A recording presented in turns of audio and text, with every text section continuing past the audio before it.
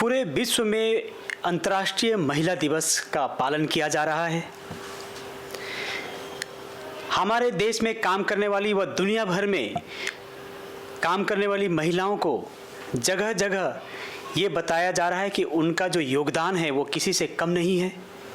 समाज के उन्नति और तरक्की में महिलाओं की जो योगदान है वो दिनों दिन लगातार बढ़ रही है, उनकी भागीदारी बढ़ रही है। हमारे समाज में भी ऐसी महिलाएं हैं जो अपना दिन रात अहिर्निशम सेवामय भाव से समाज की सेवाएं कर रही हैं। ऐसे ही एक हमारे साथ जुड़ी हैं बनवासी कल्याण आश्रम महानगर महिला समिति की अध्यक्ष श्रीमती आभा लड्डा जी। आज हमें खुशी है कि महिला दिवस के मौके पर आज हम उनसे बातचीत करने जा रहे हैं और ये समझेंगे कि किस तरह से वनवासी समाज और पूरा उनका सिस्टम समाज सेवा में और महिलाओं की उन्नति की भागीदारी में काम कर रहा है। आइए उन्हीं से जानते हैं और स्वागत करते हैं आज महिला दिवस के अवसर पर और उनका आभार भी प्रकट करते हैं। आपका बहुत बहुत स्वागत है अरुणोदय लाइव में। जी धन्यवाद। आप लोगों ने मुझे आज महिला दिवस के उपलक्ष्य में इतना बड़ा सम्मान दिया, उसके लिए मैं आप सभी का बहुत बहुत धन्यवाद करती हूँ। साथ ही हमारे भाई राजेश जी मालपानी जिन्होंने अपनी बहन को आज इस कार्य के लायक समझा और मुझे ये सम्मान दिया। और आज मैं महिला दिवस के उपलक्ष्य में हमारी देश की सभी महिलाओं को बहुत बहुत शुभकामनाएं देती हूँ और बधाई देती हूँ। आप बनवासी समाज से 1992 से जुड़ी हुई हैं। जी। क्या मन में आया कि आपको इस समाज से जुड़ना है और किन भावनाओं को लेकर के आप आगे बढ़ रही हैं? मैं 1992 के समय में यहाँ कल्याण आश्रम में कार्यरत थे डॉक्टर राम गोपाल जी गुप्ता। वो सर्वप्रथम हमारे घर पे आए और उन्होंने एक छोटी छोटी घटनाएं ये बनवासी के बारे में मुझे बताई, तो वो एक दिल को छू गई कि बनवासी लोगों बच्चों को खाने को नहीं मिलता है, उनको पहनने के लिए नहीं मिलता है, शिक्षा की उनके अंदर में कमी रहती है। फिर उन्होंने कल्याण आश्रम के बारे में मुझे बताया कि कल्याण आश्रम इस तरह के कार्य करता है तो आप इससे जुड़ो। तो मुझे मेरे अंदर की एक भाई अंतरात्मा ने एक बात कहा कि नहीं, हाँ ये कार्य मेरे लायक मुझे लगा और उस समय से ही मैं कल्याण आश्रम के कार्य से जुड़ी। पूर्वोत्तर भारत में बनवासी कल्याण जो आश्रम है वो कहाँ कहाँ काम कर रहा है और किस किस तरह के काम कर रहे हैं? ये हमारे कार्य कर रहे हैं, अपने लड़की और लड़कियों दोनों के लिए ही कार्य कर रहे हैं, जो कि हमारे यहाँ गुवाहाटी में हमारी यहाँ की मेन शाखा गुवाहाटी में है, जो पुरुष कार्यालय भी है और महिला कार्यालय भी है। जो हमारे पूरे देश से जो भी आते हैं वो हमारे यहाँ पे ही मेन कार्य होता है। बाकी आसाम में हमारे उदालगुड़ी है, नॉर्थ गुवाहाटी है, नॉर्थ लखीमपुर है, दीमापुर है, नागालैंड है, मणिपुर है, ईटानगर है, सब जगह की हमारे कल्याण आश्रम की ब्रांचेज है। और सब जगह में हमारे और छात्रावास वगैरह है, सिलाई केंद्र है और खेल कूद के लिए भी उन्हें प्रशिक्षण दिया जाता है। उनके लिए भी जगह जगह सब कार्यालय खुले गए हैं। ये बताइए कि क्या उसमें बेटियां ही हिस्सा ले सकती हैं या बेटों के लिए भी है? अगर है तो आप लोगों से लोग कैसे जुड़ सकते हैं इस संस्था के साथ, ताकि कोई और दिक्कत हो तो बेटियां अपनी समस्याएं वो बता सकें? नहीं, ऐसा नहीं कहूँगी कि खाली बेटियों के लिए ही है, हमारे बेटों के लिए भी ये हम लोगों ने खोल के रखा है। हाँ, बेटियां के लिए विशेष और है कि उनके लिए कोई भी है उसके लिए हम लोग अलग अलग ऐसे शिक्षण खोल के रखे हैं जिन्हें हम हर तरह की सुविधाएं प्रदान कर सकें। और उनके सुरक्षा के हिसाब से भी हम लोगों ने बहुत सारे ऐसे खोले हैं जो आज सेल्फ डिफेंस के लिए उनके लिए बहुत ज़्यादा ज़रूरी है। कोई ऐसी बेटियां जो जिन्होंने आपके समाज के द्वारा किए हुए कार्यों से एक प्रगति और एक उन्नति के शिखर को छुआ हो, ऐसे बेटियां होंगी आपके पास ज़रूर? हाँ, ज़रूर मैं कहूँगी। वो बेटियाँ अभी फ़िलहाल गुवाहाटी में, यहाँ आसाम में नहीं है।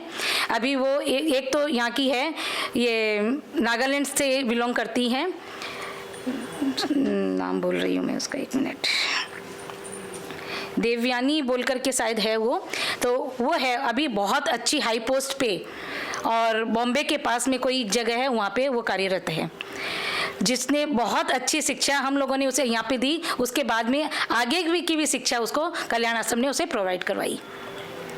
मुझे पता चला है कि कोरोना काल में आप लोगों ने बहुत मदद की है समाज की और सभी लोगों की, किसी को नहीं छोड़ा। इसके साथ ही बेटियों के लिए सिलाई के सेंटर बनाए, कोवैक्सीन लगवाए। इस तरह के काम कैसे कर लेते हैं आप लोग?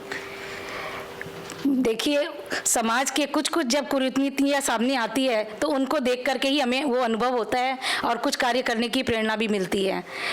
तो कोरोना काल के दौरान भाई सभी बेटियां एक तो घर पे बैठी रहती, तो उस दौरान हम लोगों ने डोनीपोलो जगह में एक तो सिलाई केंद्र खोला। वहाँ पे हम लोगों ने सिलाई मशीनें और उन्हें पूरा घर पूरा बना के दिया। आज वहाँ पे कुछ महिलाएं ने ऐसी है जो शिक्षा पूरी सिलाई सीख ली है और अब लोग मतलब जगह जगह से ऑर्डर लेकर और अपनी जीविका यापन कर रही है, अर्निंग कर रही है वो बहुत अच्छे से। एक जो सवाल आपसे बात करने के दौरान लगा कि हमारे देश में कहते थे कि यत्र नार्यस्तु पूज्यन्ते रमन्ते तत्र देवता, लेकिन समाज में बहुत सी कुरीतियाँ भी आई हैं और उन कुरीतियों को आप कैसे देखती हैं और कैसे इसका निवारण कैसे कर सकते हैं? और समाज में बहुत सी इस तरह की घटनाएं भी आजकल घट रही हैं, इसको लेकर के आप क्या सोचती हैं? और वो खास तौर से बेटियों के साथ जो हो रहा है उसको हम कैसे रोकें और आप क्या मानती हैं? अब ऐसा है कि हमारे इसी को लेकर अभी जो सेल्फ डिफेंस की जो बता रही थी मैं, वो अभी हम लोगों ने यहाँ पे कार्यशाला करी है। अभी गुवाहाटी में भी हमारी शुरू हो रही है और भी कई जगह में हमारी वो कार्यशाला शुरू हो रही है, क्योंकि बेटियाँ अभी अकेले आजकल जगह जगह पे देश में जो हो रही है, रेप की घटनाएं हो रही है और हो रही है, उस हिसाब से उनको सेल्फ डिफेंस करके बताया जाता है कि आप अपनी स्वयं अपनी रक्षा कैसे कर सकते हैं। उसके लिए उनके लिए बहुत सारे हम लोग कार्य कर रहे हैं और आगे निकट भविष्य में ये सोचा है कि इस तरह से लड़कियों को हम लोग बना दें ताकि आगे जो कार्य हो रहे हैं उसके अंदर में रोक लग जाए। आप 1992 से इस संस्था से जुड़ी हुई है, इसके साथ ही आप माहेश्वरी संगठनों से जुड़ी हुई हैं और माहेश्वरी संगठन और वनवासी आश्रम के साथ मिलकर काम करते हुए आप क्या महसूस करती हैं और क्या उद्देश्य आप रखती हैं और आप क्या चैलेंजेस महसूस करती हैं और आपको किस तरह की समस्याएं? पहले मैं आप ये बताएं कि आपको क्या समस्याएं आती है काम करने के दौरान? हाँ, ऐसा तो ज़रूर कहूँगी कि समस्याएं नहीं आती, ऐसा नहीं बोल सकती, क्योंकि ये सब कार्य सोशल वर्क के साथ साथ परिवार को भी देखना बहुत ज़्यादा ज़रूरी हो जाता है। भाई मेरे भी एक बेटा एक बेटी है, उनके भी पढ़ाई का ध्यान रखना पड़ता है, परिवार वाले भी सभी आते जाते हैं तो उनको भी देखना पड़ता है। लेकिन मेरे आज पति और मेरे बच्चों ने मुझे बहुत सहयोग दिया, तो घर का कार्य करते हुए भी मैं ये कार्य को करने में सफल रही हूँ। तो आप ये मानती हैं कि आज भी जो है परिवार के बिना, परिवार के पति के बिना जो एक ये पुरुष समाज के बारे में कहा जाता है कि पुरुष अहंकार या पुरुष अधिकार समाज है हमारा, लेकिन आप ये मानती हैं कि पति और बेटों का पूरा सहयोग आपको है? बिल्कुल, इसके लिए मैं 100% बिल्कुल मुझे पूरा सहयोग है।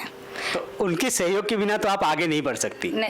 नहीं, ऐसा तो है कि मतलब है, और आज उन्होंने मुझे पूरा सहयोग दिया है बोल के ही मैं आज इस लेवल पे पहुंच पाई हूँ। तो ये चीज़ मैं ये जरूर बोलूँगी कि मुझे उनका सहयोग से पूरा कार्य मिला है।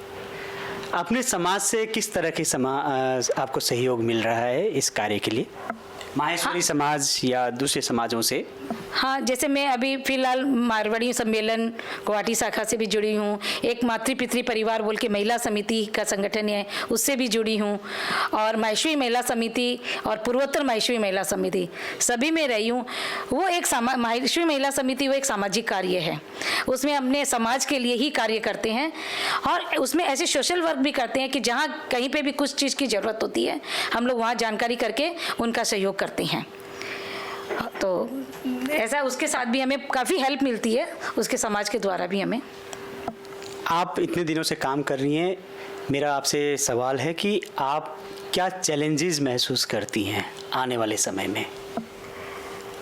अब मैंने आज मैं 62 ईयर्स की हो चुकी हूँ, लेकिन अभी भी ऐसा है कि बहुत सारे कार्य करने की इच्छा रखती हूँ कि मैं आगे बढ़ कर के उस कार्य में हर जगह पे हिस्सा लूँ और कुछ ऐसी कुरीति है जो उनको हटाने में भी उनकी मदद कर सकूँ।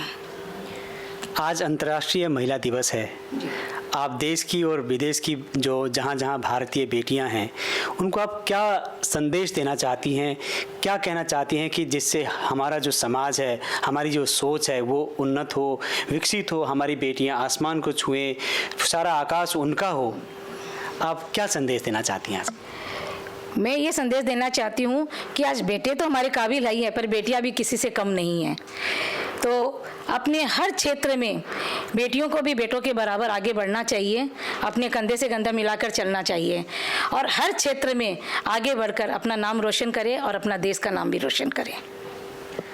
तो आपने देखा कि 62 साल की उम्र में भी जज्बा और जो जिद है वो कम नहीं है आभा जी का। उनकी आभा इतनी है कि पूरा समाज आज रोशन हो रहा है। पूर्वोत्तर भारत में मारवाड़ी समाज हो, माहेश्वरी समाज हो, वनवासी समाज हो, आभा जी के प्रकाश से, आभा जी की रोशनी से पूरा प्रकाशित है, उज्ज्वलित है। बेटियां मार्ग प्रशस्त हो रही हैं। उनका जीवन पूरा समाज के लिए अर्पित है और वो ये भी मानती हैं कि उनके परिवार, उनके पति के सहयोग के बिना वो ये नहीं कर सकती थी। आज महिला दिवस पर इस तरह की महिला से, इस तरह की समाज सेविका से बात करते हुए अरुणोदय को भी एक बहुत खुशी हो रही है। हम ऐसे समाज को निर्माण करने की कोशिश कर रहे हैं, ऐसे समाज के निर्माण की दिशा में आगे बढ़ रहे हैं जिसमें महिलाओं की भागीदारी। अरुणोदय का एकमात्र उद्देश्य है कि हम बेटियों को उन स्थलों तक लेके जाएं जहां वो पहुंच सकती है, उनको एक खुला आसमान दें, उनको उड़ने के लिए पंख दें। अरुणोदय 24 घंटे आपके साथ है, आप जैसी हर महिला के साथ है और देश की हर बेटी के साथ है। बहुत बहुत शुभकामनाएं महिला दिवस पर। आपने जो है बहुत हमें समय दिया और आपके जो जज्बा है, आपकी जो जिद है, आपकी जो लगन है, आपकी जो पराकाष्ठा है, आपकी जो ताकत है, उसको हम सलाम करते हैं। अरुणोदय की तरफ से भी आपको हम सलाम करते हैं, सैल्यूट करते हैं आपके जज्बे को, आपकी हिम्मत को। बहुत बहुत शुभकामनाएं।